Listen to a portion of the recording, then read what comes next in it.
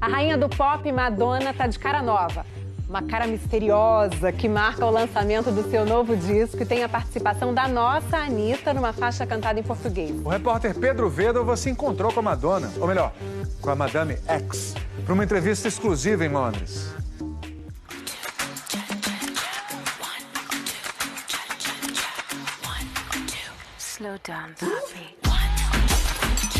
Envelhecer tem assombrado Madonna há décadas. Quando o tema apareceu logo aos 30 e poucos anos, ela questionou: por acaso a vida tem que acabar aos 40?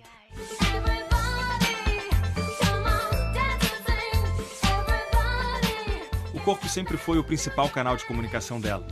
No começo da carreira, o tempo ainda podia esperar. O tabu era outro, o gênero.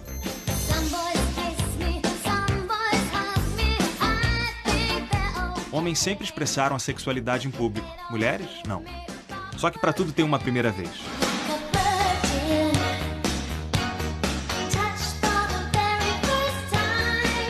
Madonna tirou a pureza de milhões, trouxe o erotismo pro pop. Ela penetrou no imaginário mundial, cantando sem pudores as alegrias do sexo. Uma das pessoas mais ousadas da história recebeu o Fantástico no Dia dos Namorados. Valentine's Day with you. Oh, but where's my flowers, my candies, my romantic letter?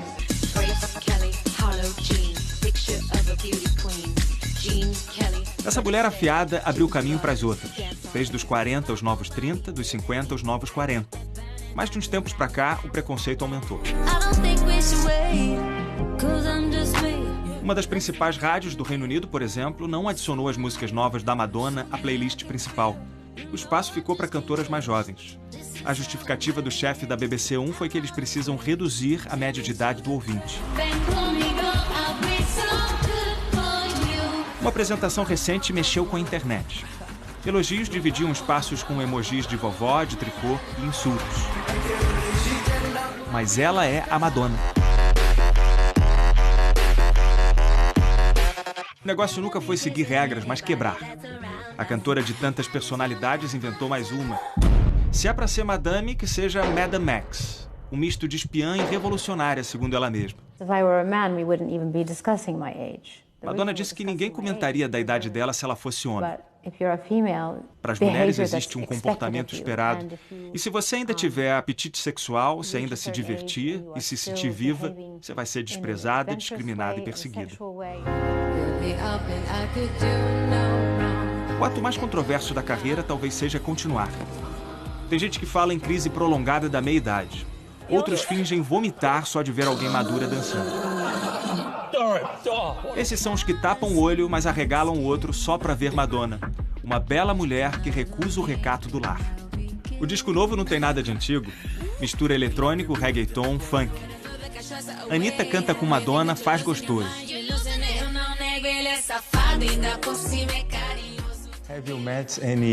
Quis saber se Madonna já teve algum safado na vida dela. Ela citou o brasileiro Jesus Luiz. Eles namoraram por 2 anos e continuam amigos. A ligação mais recente com o Brasil é a Anitta, que mandou um alô. Hi Madonna, it's me Anitta. It's an honor, it's a pleasure. You're changing my life forever. Ela disse que apesar de viver em Portugal, precisou de ajuda para acertar a pronúncia. O público do Fantástico perguntou se ia ter videoclipe com as duas. Madonna disse que estourou o orçamento, mas deixou no ar. Quem sabe vocês não bancam um clipe?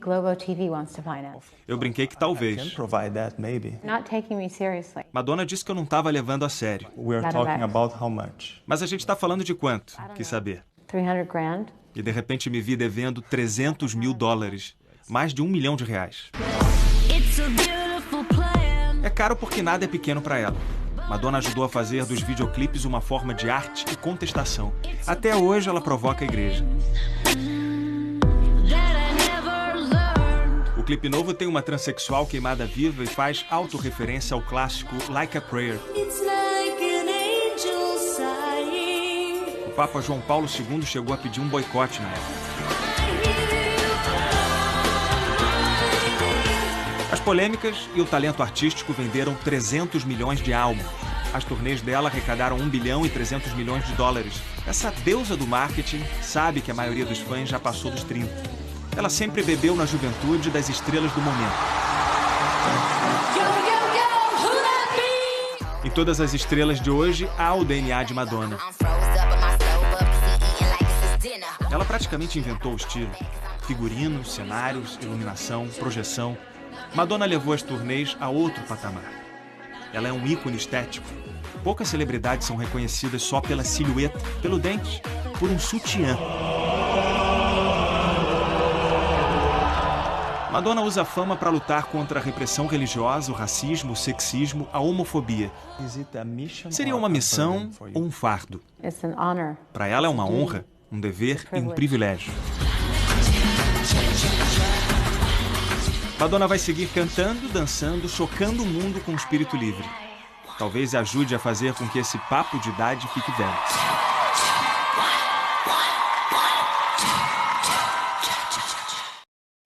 I told everybody that I would spend my Valentine's Day with you. Oh, but where's my flowers, my candies, my romantic letter? I didn't know much about Madame X, so I didn't bring it. You know, Madame X is a romantic. I see. We are very curious about your life in Portugal. Can I do this interview in Portuguese? No, I don't speak fluent Portuguese. No way, please don't. Have you learned Portuguese? Are you trying to do it? I mean, I learned enough, like, to ask directions and say hello and good morning and, you know, pleasantries to be polite, but I don't. My son David speaks Portuguese fluently, but it's a really, really difficult language. My sister speaks fluent Portuguese because she lived in both Brazil and Portugal as an exchange student, and I was always hearing her speak Portuguese when she came back, but I never understood how difficult the language is until I lived in Portugal, and then when I was collaborating with Anita, I realized that all the Portuguese and all my pronunciations were wrong, and I had to throw them out the window and start all over again. But you did well. I listened. Did I? Oh my God! Yeah, I really worked hard. I had many people beating me over the head, saying, "No, don't say je and the and you know." And so. Have you met any safado men in your life? I had a safado boyfriend for 2 years. Yeah. How is your relationship nowadays? With Jesus? Yes. Very good. We're friends. Yeah. And I have some questions here from your fans in Brazil. May I ask you 3 of them? Sure. João Diniz asks you, what do you like most about Brazil? Oh, what do I like the most? The people, the music, the mountains. It's a beautiful place. Cool. And Claudia Pinheiro is wondering what's your first thought as soon as you wake up? My first thought? What do I have to do today? Yes. Márcio Siqueira wants to know if you will make a video clip with Anita. If I can find the financing for it, yes. Sure. I've run out of money. Really? Yes, so maybe Globo TV wants to finance it. Of course, I'm sure they will. Will they? I suppose. Let's see. Okay, don't say things you don't mean. I have a message from Anita. Do you want to check it out? Oh, yeah. Okay, so. Hi Madonna, it's me Anita. First of all, let me repeat everything I told you when we were together. Thank you so much for everything. It's an honor, it's a pleasure. You're changing my life forever. You changed when we were together with your words, with your energy and everything.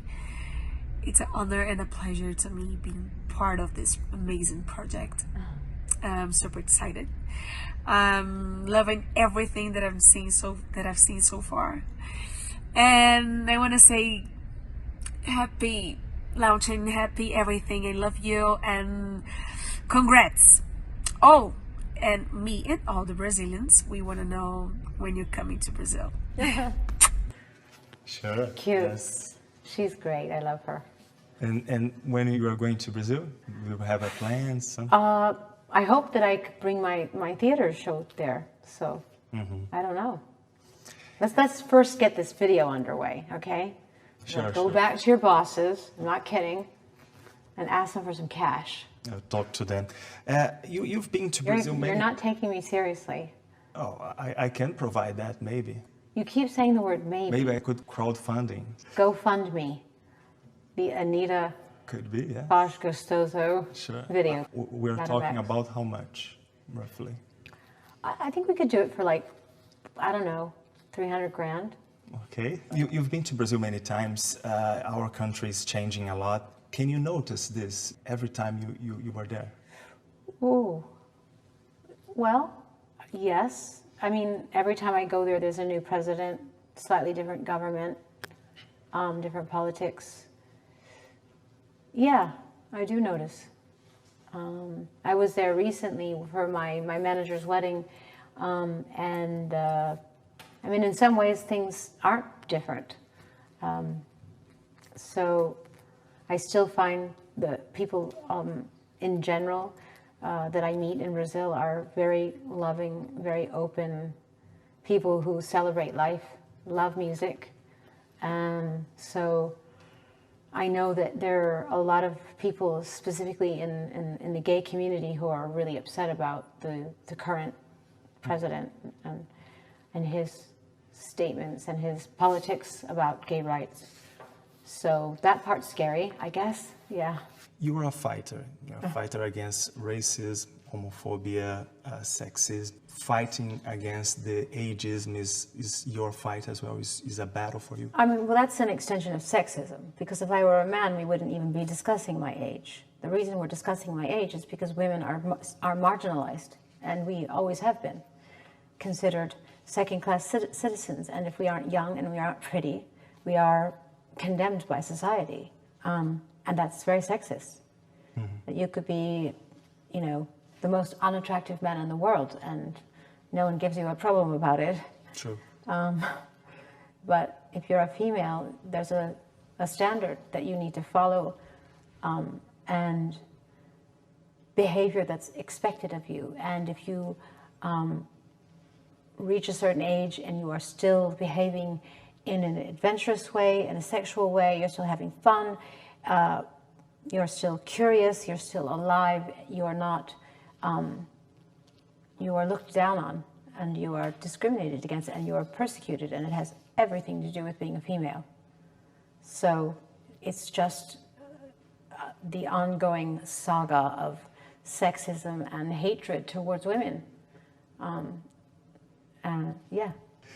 You wrote Sex, that book, and it was like a defense of women. They could do whatever they want with their bodies. Nowadays, there are some feminists saying that that could be an objectification. Do you agree with that? Do you think that women still should do what? I think the point of that book, publishing that book, we should have the same rights that men have when it comes to objectifying our sexuality and portraying ourselves in whatever way that we choose to sexually, that we have the same sexual freedom, the same freedoms that men have.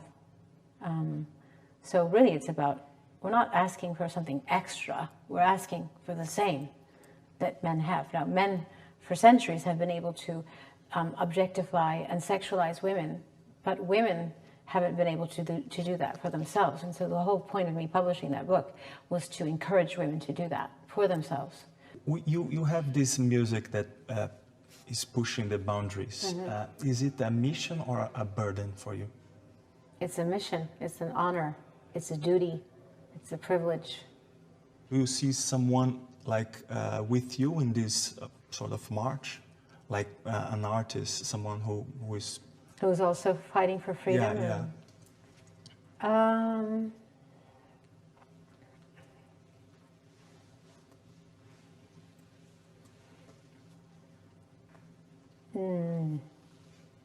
No, not really. Not to the degree that I've stuck my neck out, that's for sure. Mm-hmm. I think artists in the past have, but men, like John Lennon, for instance. He was very political, freedom fighter. So is Bob Marley, Nina Simone. Mm-hmm. But these people are no longer with us. Mm-hmm. So right now I can't think of anybody that does what I do or takes the risks that I take. Your fans are crazy about you, your new album. We received thousands of questions. But what about you? What do you do to not make this like tour like a Groundhog Day, like a repetition? Well, I feel like I've made music that I've never made before, so that keeps me excited and keeps me going. And I'm talking about subject matters that are important to me, and that makes me feel excited and passionate. I hope I'm going to make a difference in people's lives, and I'm going to inspire people. When I present this music to the world, I'm going to be doing it. I'm going to be performing in small theaters, so that's very different for me also. It's a very intimate group of people, and I'm looking forward to it. Madonna, muito obrigado. Thank you so much. De nada.